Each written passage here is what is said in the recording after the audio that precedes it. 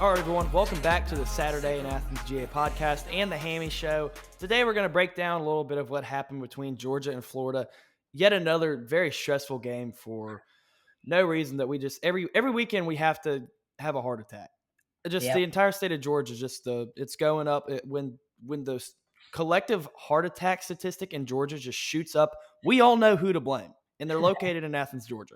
So I just want to get that out of the way. Anyway, we're going to dive in a little bit to Georgia-Florida recap. We're going to visit Mississippi State for just a minute, talk about their high-powered offense, what we kind of see out of them, what they might present for Georgia on Saturday. And then we're going to throw a little curveball about, since we're getting closer to December and conference championships, kind of talking about the SEC championship, what looks good for Georgia right now, what's the ideal situation for Georgia, what's the ideal way that this could all play out. But, Hammy, I wanted to just go ahead and straight up ask you, what's your overall assessment of Georgia versus Florida this past Saturday? I'm at a loss of words simply because it's exactly how every other game has gone, and I don't know how to feel about those. There's two sides to the coin. It's a double-edged sword, however you want to phrase it, but, it's like we have the it factor to close out games, and even though we're down, it doesn't matter. Like, we've got that kind of fight in us to get it done, and that's happened so many times now. Or it's a side that's like, okay, Georgia's actually maybe not really that good. I lean toward we've got the dog in us and we are going to get it done no matter what. And I think Georgia fans, I feel like this Florida game, as a fan, from a fan perspective, everybody felt a little bit more comfortable because we'd been there before. Like Auburn, I think everybody was very angst simply because we were down 10-0 and they were controlling the game. Same thing with Bama, which obviously didn't, work out for us. But I feel like because we've been in this situation, time and time again, the fan base was like, man, we might be down to Florida 20-17 in fourth, but man, we're gonna pull it out. So, I really enjoyed what the second half, the controlling factor, from a defensive standpoint, stepping up to the plate. I thought early in the game when KJ got ejected for targeting, that was going to be a huge loss. And if Florida completes that long pass, it would have been evident. They didn't. But, I mean, that dude had 15 yards of separation. And that's no knock on our backup safeties, but KJ is just a special talent, and you've got to have him in the ballgame. So it's going to be good to get him back in the first half for this Mississippi State game, since he was ejected in the first half of the Florida game.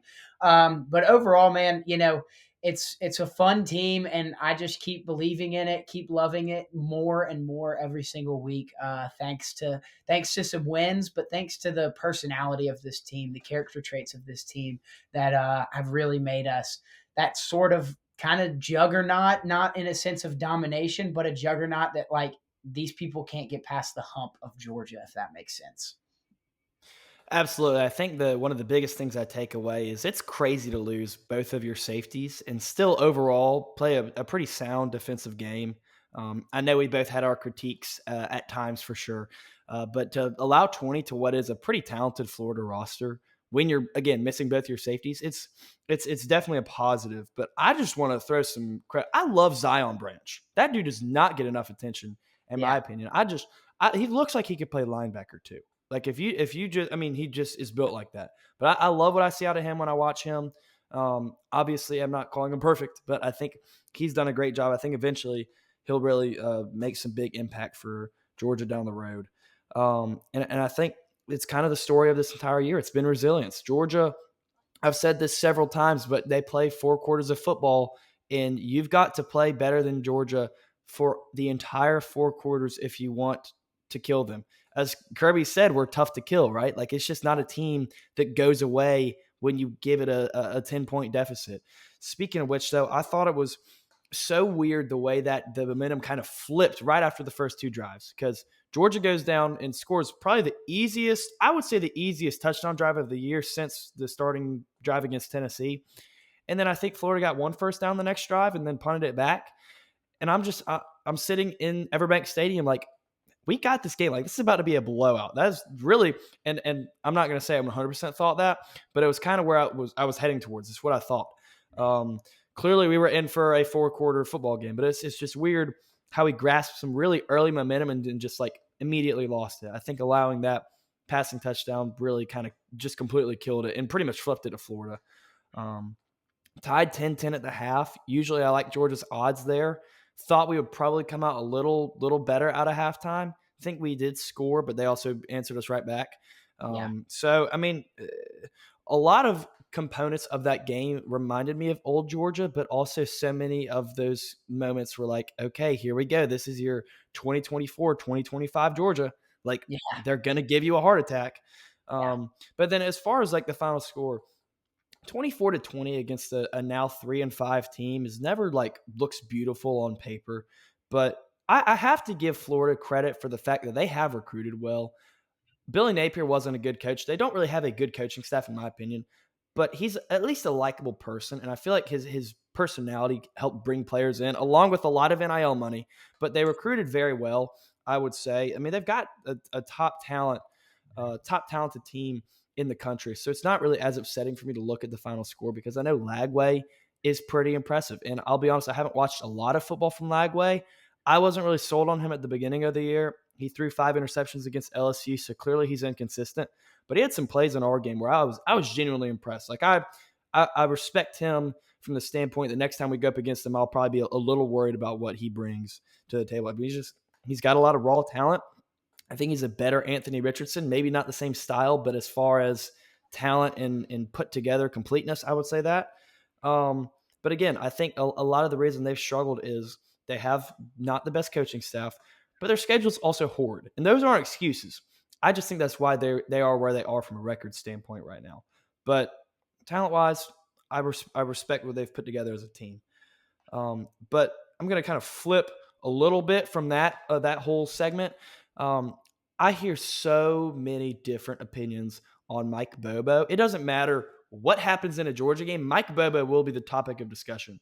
And before I ask you this question, I just wanted to throw it out there. I think he's called at least every single game he's called this year has at least been okay. I thought he called Marshall well. I thought he called Austin P okay. I thought he called a good game against Tennessee, okay game against Alabama, good game against Kentucky, okay game against Auburn, good game against Ole Miss, and an okay game against Florida. So it's pretty much, in my opinion, his range has been somewhere from okay to good. He's had some pretty bad moments or bad halves of football. Overall, I don't think he's the problem this year. I don't think it was a beautiful game this past weekend, but again, I attribute that more to the fact that I think Florida just has a lot of talent. Anyway, Yeah. enough of my whole opinion on it. I just wanted to get your thoughts. How do you assess Mike Bobo and his performance as offensive coordinator through the first 8 games of the season? I mean, I think you hit the nail on the head breaking down, going game by game. But I'm going to say, and maybe this is a hot take, that the Florida game was the worst game he's called consistently throughout. And now say that because, yeah, Auburn was a terrible first half, but we had 12 offensive plays before the fumble happened in what was, 28 and a half minutes of that first half. So there was no, like, we couldn't get the mojo going. I don't blame him for not calling a great game in those moments. That's because Auburn's defense, Auburn's offense kept our offense off of the field. And then the opportunities we did have, they shut us down. But then I think in the second half, Georgia came out and I think we imposed our will. We go 17 unanswered. So you can't blame Bobo for going 17 unanswered. I think that was an impressive second half call. But I think for Florida, it was not inconsistent. It was just a little flat. And I don't think it's all on him. I think this was, to be honest, Gunner's worst game. I don't think he was throwing it as well as he had been. The one interception was not his fault at all. That was right through Noah Thomas's hands.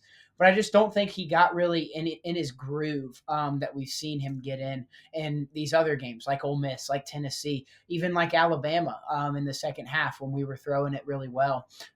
So I just think I think it's overall been a great year from the offensive coordinator. Like, I have no complaints, and the fact that, in my opinion, the Florida game was his worst game called. I'll take a dub and a worst game called by your offensive coordinator every single day of the week, even on Sundays, because I really do think, he's a top talent. I mean, he is so underrated, and everybody comes at me with this argument like, oh, well, if Bobo was fired from Georgia, he wouldn't find another job. It's like, yeah, he probably wouldn't because he doesn't want to work anymore. He's older. His alma mater is the University of Georgia. His son plays for the University of Georgia. He wants to stay in Athens. Kirby is his best friend. And so I just don't think that argument has any legitimacy behind it. But man, I'm all for Bobo. I think he's done a great job, especially with what he's given. I think he plays to this team better than he played to the team of 2024. I think Gunner is the type of quarterback he wants in his system. I think Zachariah Branch is the most perfect fit player in a Bobo offense. His screen game, he's the most dangerous screen receiver in the game of college football. And those short slant routes over the middle. We even got him in the vertical pass game.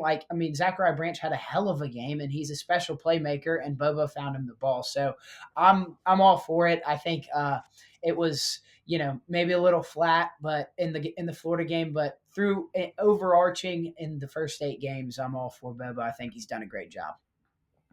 I think that's a really accurate take. And while we're on the topic of Zach Branch, I don't think I've seen somebody be able to just jump up and catch a pass and get demolished and hold on to the ball the way that he does. Obviously, he gets open, and obviously he's got good hands. But like the number of times, I mean, he's not exactly the biggest player. He'll get popped, and I'll be like, ooh, like that's a player like usually be like he's going to drop that pass. That's the ball's out somewhere. I don't think I've seen it one time where he's gotten just demolished and dropped the ball. So Yeah, I think that's a lot of credit to he's a tough player. He's willing to take hits, which is what you want from a wide receiver. He's not afraid of getting hit by somebody as a defenseless player. That's a true football player right there. But back to Bobo, I think my biggest issue with him through 3 years now has been inconsistency, right? Because most people look at Bobo and they're like, I don't like the screens. The screens, sometimes he does go a little overboard on how many he calls. I thought this week was a pretty prime example of that. I thought there were too many screens, but I think he's really good at drawing them up usually. And like you said, he's got a player like Zach Branch who he can use for them. Screens are not inherently bad. It's just you've got to have some sort of balance. And most games this year he has, in my opinion. This week he didn't. I think that was the biggest issue. But again, screens don't even bother me as much. It's just the frequency of which he uses them a lot of times. And to use them a lot's not bad. But when I can sit there every other play and be like, Zach's going out for a screen, that's not ideal. yeah, Even though he'll probably outrun whoever he's going against, whoever his matchup is, still, it's just not ideal. You got to have some sort of creativity at that point. But overall, I'd agree. I say it's been a great year for him. Um, and then obviously your take on Auburn, a really bad first half. But then again, like the defense isn't really helping. That was probably the defense's worst. Well, I'm not going to say worst game because we did allow 41 to Tennessee and 35 to Ole Miss. The way we yeah, started the game was so bad, and not as bad as the other two, but just it was when you're playing a really bad offense. All things considered, that one was pretty horrible.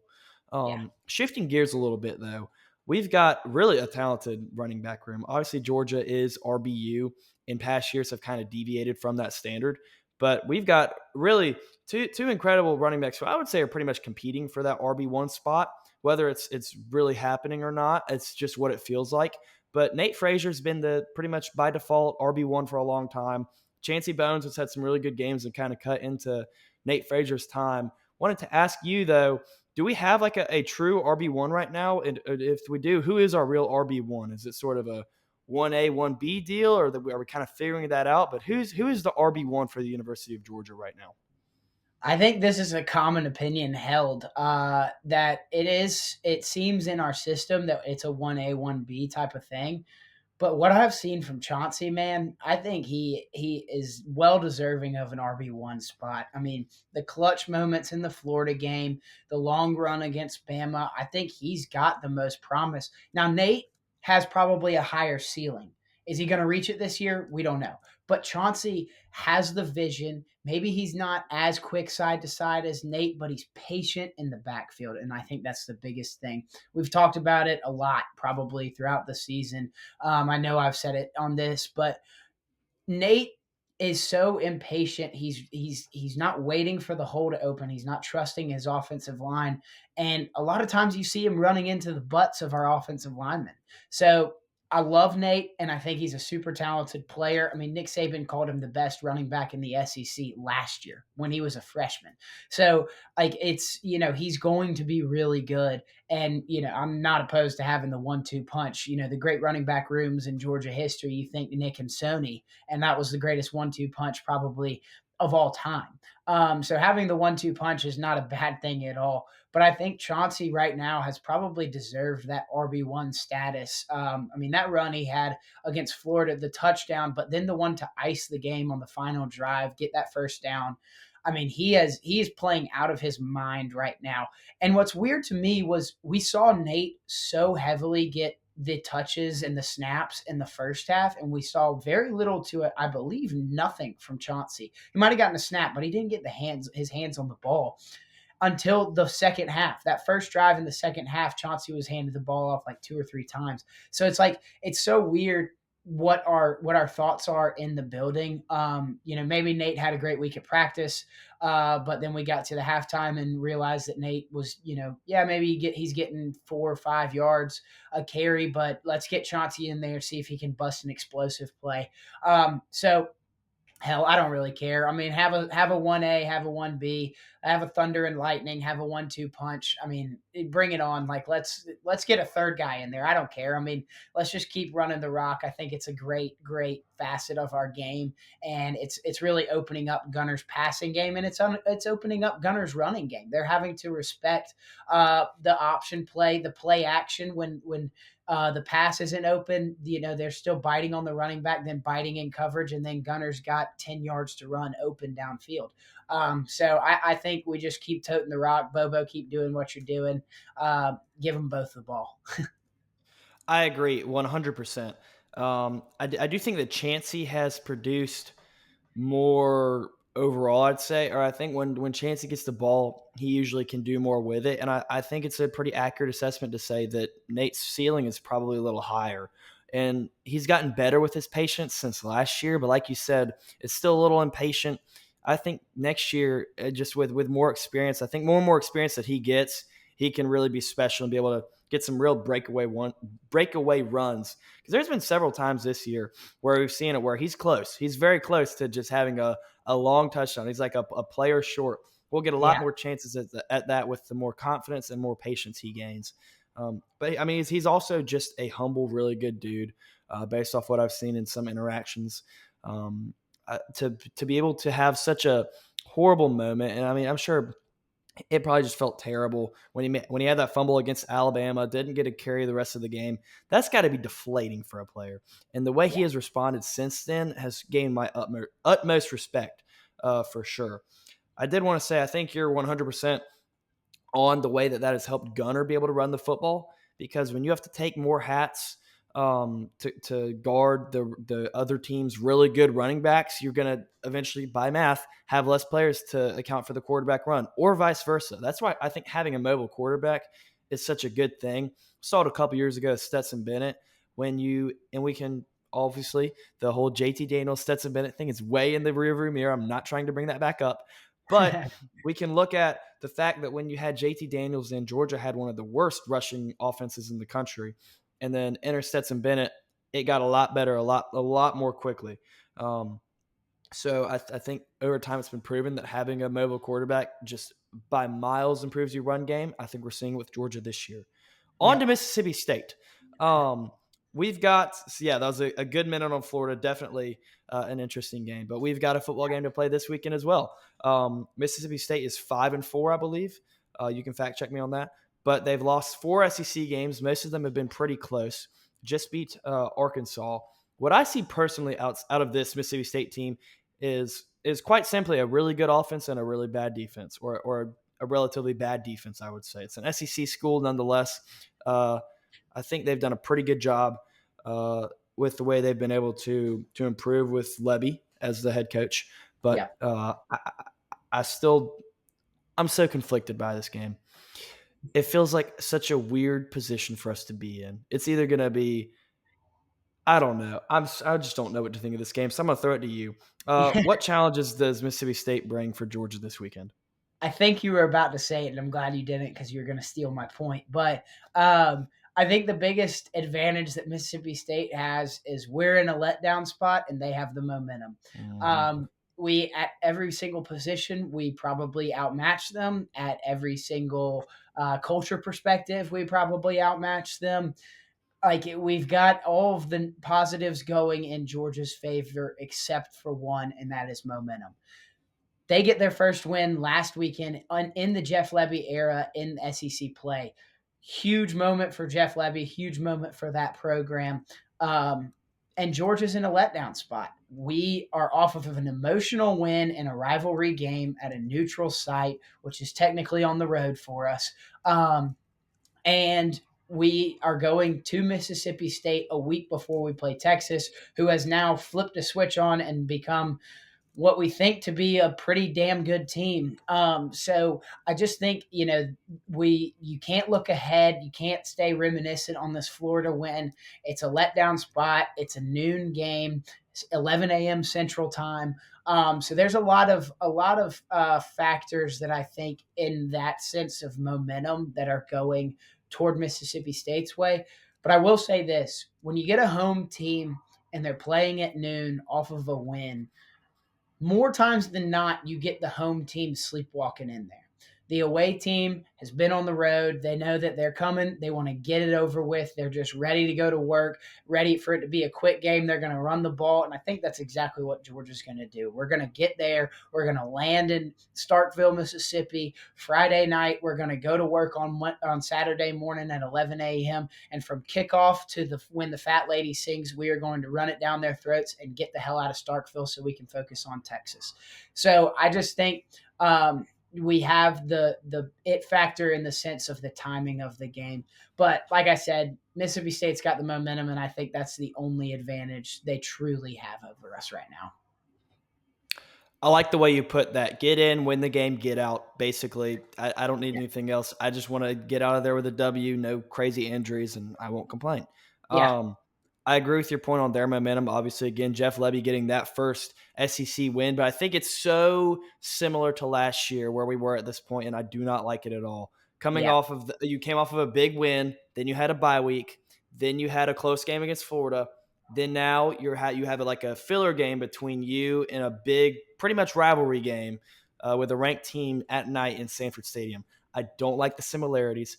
I still think we win this game. I just don't like the similarities. It feels like it's a recipe for disaster, Yeah. and I don't feel like obviously Georgia's culture is the best in college football. That's not to say that it's impossible for Georgia players to be looking ahead or be in the wrong mental frame. I believe Kirby will get them in the right headspace. I believe we've got a lot more connection and leadership and just love for the other players on this team than we did last year. So it's not as much of a concern for me. Obviously, for comparing it to last year, I don't think this year's Mississippi State is quite like last year's Ole Miss, but there are some similarities as far as they can pick you apart in the passing game. I believe it's a weird feeling. I don't like it. But again, throw this question right back to you. What's your score prediction? What's going to happen in this game? Overall, what is your prediction for the way it's going to play out? Man, it's I mean, like I said, the whole momentum thing, I think that keeps it close. It's an early game on an early, I don't know, it's a weird Saturday in this college football season because I feel like next week when we play Texas, there's a lot of big games around the country before a lot of these teams play cupcakes and then go into rivalry week. So this is like kind of the cupcake before the big game, and then there's another cupcake, and then there's rivalry week for a lot of these teams. So it's going to be a weird one. I love what Jeff Lebby's doing at Mississippi State. I think he's a great coach. I think he's going to. I think that program is genuinely trending in the right direction. But back to the culture thing, man. I think Mississippi State has a very well established culture. I think they know who they are. They've lost some very close games to some very good teams this year: Tennessee, Texas, Florida, and So they have the kind of it factor to hang with the big dogs of the SEC. Not saying Florida is at the upper echelon of the SEC this year, but they're still a big time, big name program. And Mississippi State stuck with them till the end. They should have beaten Texas, and they gave that one away. They should have beaten Tennessee. They gave that one away. So they're very much capable of hanging with us, no matter what type of outmatching we have position by position. But like I said earlier, I think we're going to get there. I think we're going to stick to the ground game. I think it's going to be a Nate Frazier, Chauncey Bones takeover game. I think I'll give you a hot take. Let's say we have two 100-yard rushers. And I'm not going to Ooh. say who, but I like one running back, and maybe Gunner gets 100 yards. But I'm saying 200-yard rushers. I think we go well over 200 yards on the ground. Gunner gets it going a little bit through the air, maybe a passing touchdown. But I think this game is going to hang close. Their offense, I mean, Jeff Lebby's a great offensive mind, so I think they're gonna put up points, and our defense has been the struggling factor of this team. So I have not given you a team, but I've given you scores on who wins, right? For the Yes. past two games. So let's go with another weird one. I think last week I said like 33-12 or something, That which was was yes, that was the weirdest score prediction I have ever heard. yeah. So let's say 34, 1 point more, 34-26. We'll go weird again. Very close to mine, actually. And before I get into it, this thought came up. We're talking about the running game. Josh McCray, we really haven't seen much of. We didn't see him at all last week, I don't think. Yeah. And I know he's not exactly your typical RB1. He's like you got a short yardage situation, you want to hand the ball off, so it's a little more predictable, I guess. But I love what I see out of him, especially that one touchdown he had against Alabama, where he just carried the player into the end zone. Love to Yeah. see more of that. That just screams Georgia football to me. Random thought, but it just kind of popped in. But again, your prediction is very similar to mine. I've got Georgia 34-24. I believe both of these offenses are good offenses. I know Mississippi State, again, not the most ideal record in conference. I know they have a winning record overall. These are close losses to talented teams. I think Blake Shapen's a really good quarterback based off of the film I have seen of him. I believe, I'll keep this take going. We will be down at halftime until we're not down at halftime. It's just the way it works. I don't make the rules, but we will be down at halftime. And I think it'll be not a horrible showing in the first half, but again, we're going to be down. It's not going to be beautiful. I think second half will come out firing offensively, and I think our defense will be improved. I don't expect it to be like incredibly improved. Like I think you could see this going into halftime as like a 14-17 ball game. They're winning, and we allow a touchdown. Probably allow a good number of yards too. But I think Georgia ultimately comes out on top, 34-24. So I just want to see again, like I told you, let's just win. Let's stay clear of injuries and get out of Starkville and get back to Athens for Texas. And then I feel good. That's all I really care about at this point, considering where Georgia's at from a schedule standpoint. Speaking though, a little bit further on that schedule, we're now in November. We just played our first game in November. Conference championship weekend is coming up very soon. Georgia has had a really tough schedule the past 2 years, but it gets a lot trickier this year with what they've got going on. Obviously, there's some the SEC just feels like the top two teams in the SEC feel more like the two top teams this year than last year. Last Yeah. year, we got to week 13 or whatever the second to last week was, and we had no clue who was going to the SEC championship. And for God forbid that, I don't know, Missouri goes and beats Texas A&M, it's probably going to be Bama and Texas A&M. Yeah.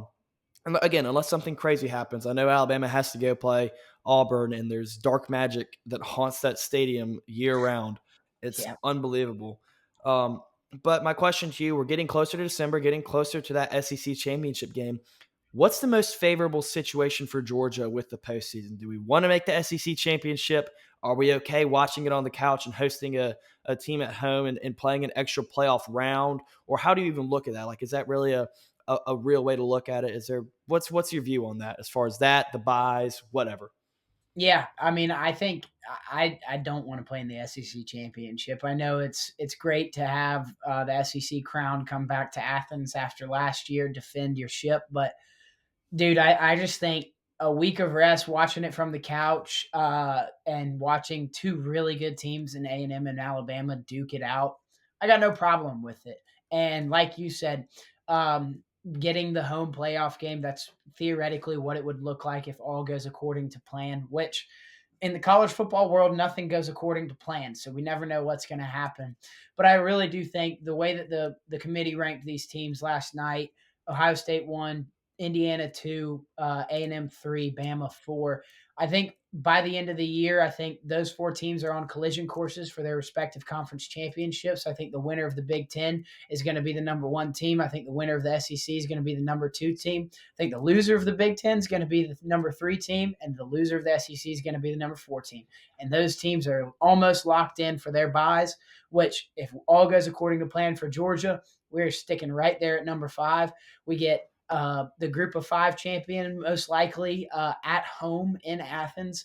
I think that atmosphere in Athens would be ultimately electric. So I know we're getting ahead of ourselves, but I just think in that theoretical roadmap to the playoffs and our route through the playoffs, I think that's pretty appealing for us Georgia fans. So that's where I'm at right now.